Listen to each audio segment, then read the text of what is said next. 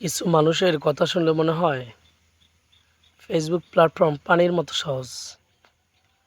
আসলে ভাই, আপনারা যতটা সহজভাবে উপস্থাপন করেন, আপনারা কি কাজ এতটা সহজভাবে করতে পারেন? অবশ্যই না। তাহলে কেন আপনারা এত সহজভাবে উপস্থাপন করেন? দেখা যায় অনেকেই আকৃষ্ট হয়ে কনটেন্ট ক্রিয়েটর হতে চলছে। কিন্তু একটা সময় দেখা যায় কিছুদিন পরে সে আবার চলে যায় এখান থেকে। কারণ এখানে ভাই খুব সহজ আর খুব হার্ড। ফলোয়ার বাড়বে ঝড়ের গতিতে, ঠিক আছে, কিন্তু সেই পর্যায়ে যেতে হবে আপনাকে।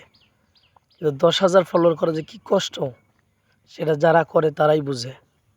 এরপর আস্তে, আস্তে ফলোয়ার বাড়তে থাকে। কারণ বড় কনটেন্ট ক্রিয়েটর হলে ভালো আর্নিং আসলে তখন এমনি অনেকে ফলো করে। কিন্তু এটা এত সহজ না। আমরা যতটা সহজভাবে উপস্থাপন করি। Facebook, YouTube এই ২ টা প্ল্যাটফর্ম খুবই হার্ড।